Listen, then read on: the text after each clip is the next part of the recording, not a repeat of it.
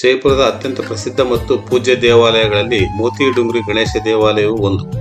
ಮೋತಿ ಡುಂಗ್ರಿ ದೇವಾಲಯವು ಮೋತಿ ಡುಂಗ್ರಿ ಬೆಟ್ಟದ ಕೆಳಭಾಗದಲ್ಲಿದೆ. ಸ್ಥಳೀಯರ ನಂಬಿಕೆಯ ಪ್ರಕಾರ 17ನೇ ಶತಮಾನದಲ್ಲಿ ಮೇವಾರದ ರಾಜನು ತಮ್ಮ ಅರಮನೆಯ ಆವರಣದಲ್ಲಿ ಗಣೇಶ ದೇವಾಲಯವನ್ನು ನಿರ್ಮಿಸಲು ಗುಜರಾತ್ನಿಂದ ಗಣಪತಿ ವಿಗ್ರಹವನ್ನು ಎತ್ತಿನ ಗಾಡಿಯಲ್ಲಿ ತರುತ್ತಿದ್ದನು.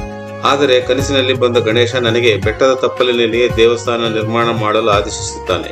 ಇದರಿಂದ ಗೊಂದಲಕ್ಕೊಳಗಾದ ಮೇವಾರದ ರಾಜನು ಎತ್ತಿನ ಗಾಡಿ ಎಲ್ಲಿ ನಿಲ್ಲುತ್ತದೆಯೋ ಅಲ್ಲಿಯೇ ದೇವಾಲಯವನ್ನು ನಿರ್ಮಿಸುವ ನಿರ್ಧಾರ ಮಾಡುತ್ತಾನೆ. ಮೋತಿ ಡುಂಗ್ರಿ ತಪ್ಪಲಿನಲ್ಲಿ ಕದಲದೆ ಬಂಡಿ ನಿಂತಿತು. ಆಗ ರಾಜನು ಘೋಷಿಸಿದಂತೆಯೇ ಅಲ್ಲಿಯೇ ಗಣೇಶನ ದೇವಾಲಯವನ್ನು ನಿರ್ಮಿಸುತ್ತಾನೆ.